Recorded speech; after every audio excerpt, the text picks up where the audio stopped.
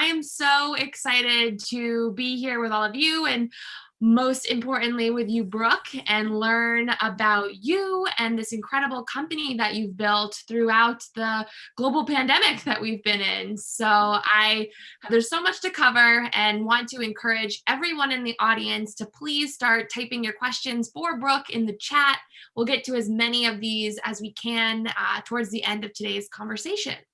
But I want to start by asking you to tell us a little bit more about you, about your background, and what drove you to create Mosaic Matchmaking.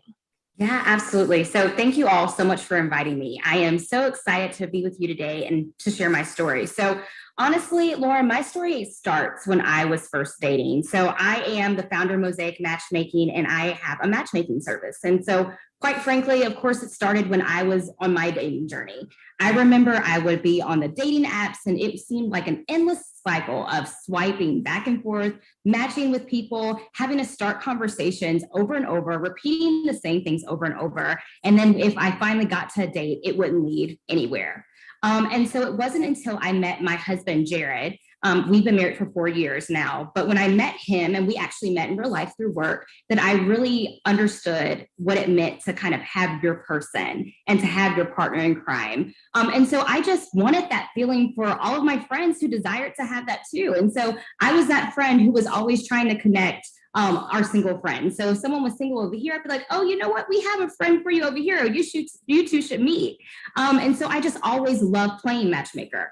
But it wasn't until this past summer that I was having a conversation with one of my girlfriends, and she was really sharing some of her dating horror stories with me. And I realized that the dating scene hadn't changed much at all since I was in it. And honestly, it may have even gotten worse. And so I said, you know what, there has to be a way for us to solve this problem. And so that's when I really started thinking about matchmaking as a business. And so I started doing the research. And one of the things that I found was that after visiting a lot of matchmakers' websites and just kind of having conversations and kind of understanding what they do, is a lot of them weren't catered towards people of color. So I would go to their websites and I would see a sea of white faces.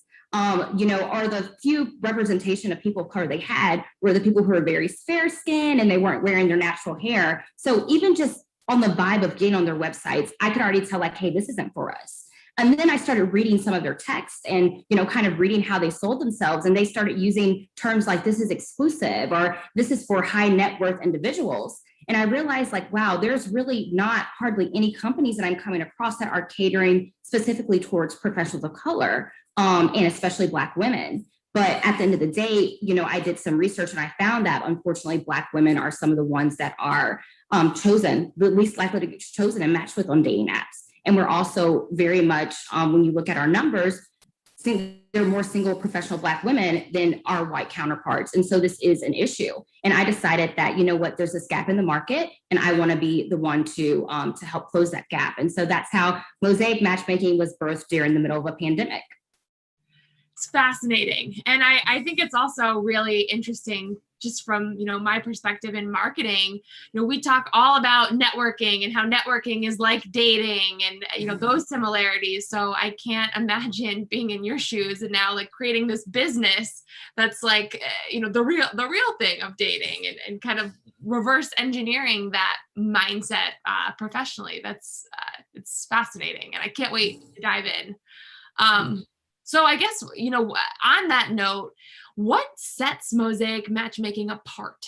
And, why do you see diverse matchmaking as being so crucial to this moment right now? Yeah, absolutely. So, DEI and diversity inclusion, of course, that's become like this kind of sexy, popular term and this trending topic these days. But, studies have shown like even when people have doctors, or service providers that look like them, they're better cared for. And honestly, I could say the same about matchmaking. Me being a Black woman myself, I've been there, I've done that. I know the culture. I understand why certain things may be more important than they might be to someone else. And so I really have that personal experience that I bring to the table for my Black and brown clients.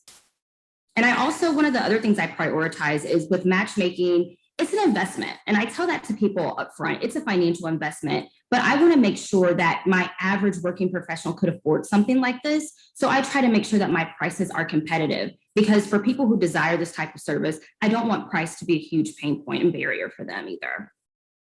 Such a great point, and so valuable in, with everything that we're all experiencing. I'm not dating myself, but it's a hard world out there, I think, for most people looking right now. It's crazy. So let's kind of dive in or take a turn here and talk about the business side of things. There's so many fascinating angles we could go and little nooks we could explore, but what would be your best advice to other women, especially Black women who are looking to start their own businesses? Yeah, I love this question. So I have a few pieces of advice here. So the first one I would recommend is just kind of like figuring out what it is that you really enjoy doing and could see yourself doing 24/7. So it's no secret, but starting a business isn't a 9 to 5 job. So you have to figure out what it is that you would be okay with doing on your weekends, during your evenings, on your holiday breaks. And not to say that every moment is going to be enjoyable, but even on my tough days, I can step back and be thankful that I'm doing something I enjoy, and that's connecting people. So definitely understand, like, hey, what is something that I could see myself doing all the time? And then another point that I would say is really to utilize all the free resources available to people starting small businesses. So you have organizations like the Small Business Administration, Women's Business Administration. A lot of local cities have their own Black Chamber of Commerce. And just by a quick Google search, you will find several results on these types of services. And these organizations have things like checklists. They help you with starting your business and filing your business paperwork. Several of them even have free mentoring coaching. So there is a local organization in Dallas called Women's Lift Fund that I actually have been working with since I started my business. And so I meet with a business mentor each month, and it's a completely free service. But she is great because she's an expert at working with small businesses. And she's always just giving me great advice and sharing her perspective on how I need to move forward in the beginning stages of my business. And then another tip, which is one of the most important, is I would also recommend finding a really good support system. So whether this is a business mentor, family, friends, or just other people who are doing the same type of work as you or in your same industry, find people that really believe in you, people who will support your journey, and just people who will be willing to talk and listen to you. You also want these people to be able to understand that you are going to have to make some sacrifices as you're starting your business. So I know I have a couple of friends that are also small business owners. And even though we aren't necessarily in the same industry, it's just nice that we can support each other by sharing our ideas, our pain points, and even something as small as liking each other's business social media posts. I know that that's like a very small thing, but when I get on my Instagram or Facebook and I see like I have several consistent friends that like my posts religiously, I'm like, it just means so much for a small business owner. So that support system will definitely help you go a long way. Those are already so many great actionable insights that we can take, but that's the meat and potatoes of these conversations. We want to dive into the hands-on actionable steps that we can give our community out there, the future business leaders and founders. So, can you tell us a bit more about the hands-on or actionable aspects of starting your own business?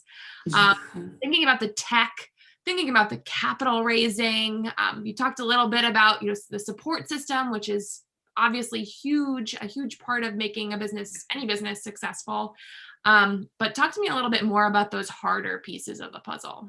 Yeah. So for me, the very, very first step that I decided to go with when I first decided to launch this business was just to do some market research, because I really wanted to understand if my business was feasible. And if the people that I were targeting were going to be willing to pay for a service like mine. It wasn't any use of me putting all this weight behind this business if people weren't going to be willing to pay for it. So I actually sent out a feasibility survey to about 100 singles in my network just to collect data. I wanted to run my idea by them, and I wanted to understand who might be interested in the type of services, and then what price point would they be willing to pay for something like what I was going to offer. So that's one of my first steps that I did. And then from there, we worked on our business filing documents with the state of Texas. Then we also focused on creating a business plan. So it's funny because no one is excited to create a business plan, but I will tell you, creating that business plan was a great initial step for creating my business, because it just literally made me sit down and think through how everything would work, what tools and platforms I would need to use, how will I make money, and also just how much money do I need to make for the business to be profitable. And I still refer to my business plan today. So that's 100% something I would recommend. And then in terms of technology, some of the tools that I needed were a website, my social media profiles. I needed a payment processing vendor, an email platform, and then a CRM. And for those tools, I just also did a lot of research on what types of tools other matchmakers were using and the type of businesses that I was going to create for myself. And then as far as capital raising, so since I'm a service-based business and I personally deliver the services that I provide, I was able to bootstrap the business starting out. So now I have been actively applying for grants and pitch competitions for funds that I don't have to pay back. Luckily, I was recently awarded a grant a couple of months ago, and I also won a pitch competition last month. So those funds are obviously very valuable. So I'd 100% recommend looking into the grants and pitch competitions. And the good news is that there are several that are specifically for Black women. Amazing. And congratulations on the grant and the pitch competition. That's so exciting. Yeah, for sure. And I know the money part is very scary for a lot of women. How am I going to do it? What does that look like? So thank you for elaborating on that. I know that's a huge barrier for so many people out there. Let's talk about misconceptions. I'd love to dive in. I love this question. What are some of the biggest misconceptions that people have about virtual matchmaking and online dating that you've been able to tackle through this business? Yes. So it's funny because the absolute biggest misconception, hands down, is that a lot of people think that my business is some kind of online dating app or some type of online service, and it isn't. So the matchmaking process is all offline, and my clients receive a personalized service. So I get to know my clients very well by basically conducting a couple of interviews with them prior to me even introducing potential matches. So I spend hours getting to know my clients. I'm looking for their lifestyle, their background, their motivations, and we even do an analysis into the type of partner that they are looking for. So then once it is time for me to start actually matching my clients, I'm doing the groundwork. So I recruit for my clients, I scout potential matches for them, and these are all people that I think would be a good fit. So I also personally vet and speak to each match before I even pass them along to my client. So by the time I do present a match to my client, I've already established that the potential match is interested in them and that there would be some form of compatibility. So as you can see, I walk along my clients during this journey, and the process is very much customized to fitting their needs. So if I had to debunk a common misconception, I am not an online dating app. This is a very personalized type of service that I'm offering my clients. And Brooke, I think I would be remiss if I didn't ask this question, but work-life balance, how do you do it all? Oh, man. Think about burnout and how we as women have so much pressure on ourselves. But it sounds like you are really doing everything, which is amazing and huge, huge respect for. But I mean, gosh, how do you prevent burnout?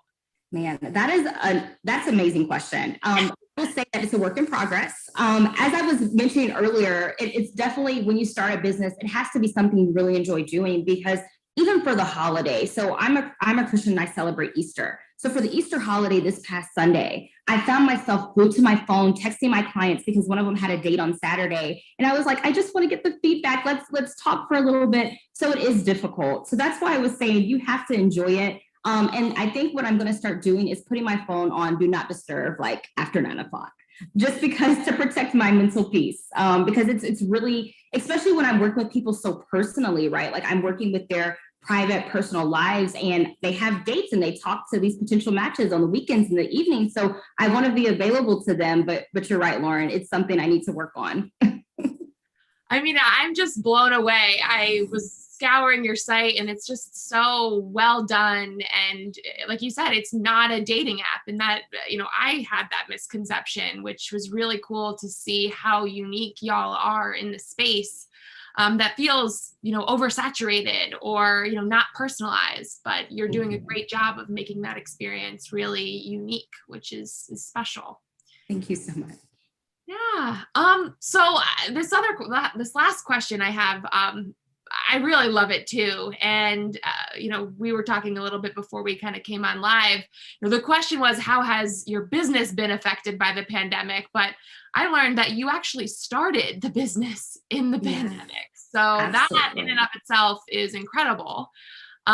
So talk to me about that. What was that like? And then have there been any lessons that you learned during this time that, maybe will change post pandemic, or, maybe you weren't expecting and overcame, a really large obstacle? It's such a huge feat, especially for any business, let alone a new business this past year. Yeah. And, when I think back about when I launched the business back in during the summertime, honestly, if I had not had that break because everything was shutting down, I don't know if I would have had the time to kind of like sit down and really think through everything. Like when I told you, my husband and I literally spent our July 4th weekend last year doing our business filing documents and working on the business plan. And so for me, just that time that I had to kind of stop and slow down, that was super helpful because it helped me to focus and kind of like churn everything out. But then, of course, speaking of like the actual business itself, there's been an increased interest in matchmaking since the pandemic, just because people have had, like I had, that unexpected time to work on themselves and just really contemplate what they want and what their goals are, especially for a relationship. So they're considering, how do I get into a relationship now, since now I'm even more limited on ways to meet people now that everything is kind of shut down and limited in person. So they're having to get creative about, how do I meet people? Because, I have these unexpected limitations.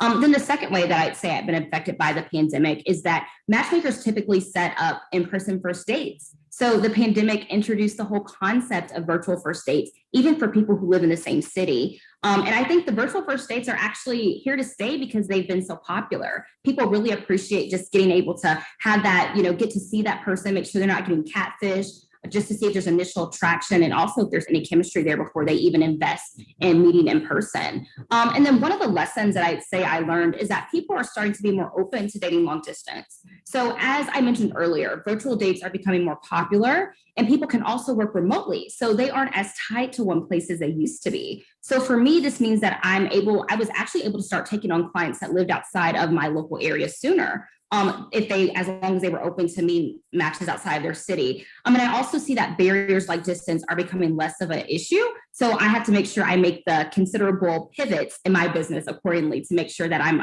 able to address that. Absolutely fascinating. I did not think of any of those things. And to hear that virtual first dates are here to stay, that is a pretty innovative thought, but I like it. I think it makes sense. Absolutely. I love this question from Olivia in the chat. She wants to know, what was your mental transition into entrepreneurship like? Such a great question. So that is an awesome question. I'll share with y'all a little bit. So when I first launched my business, I was actually working full time. So I was doing this on the evenings and weekends. So the way that it kind of worked, I was able to transition a little bit at a time. So while I was working, of course, my attention was with my job during the day, but then that entrepreneur hat would come on in the evenings and weekends. But when I first started realizing that during the day, I would be so distracted because I would have emails coming in. I would have things that, oh man, I wish I could attend this, but I'm working. So when I started getting pulled during the day to like, I need to focus on the business, that's when I realized like, it is time for me to make that transition to doing this full time. And so I left my full-time job back in early February and I have not looked back since because I realized like, the business was to the point where it was pulling on me and I had the demand from the customers as well that I could dedicate it full time. So I did kind of like a slow transition.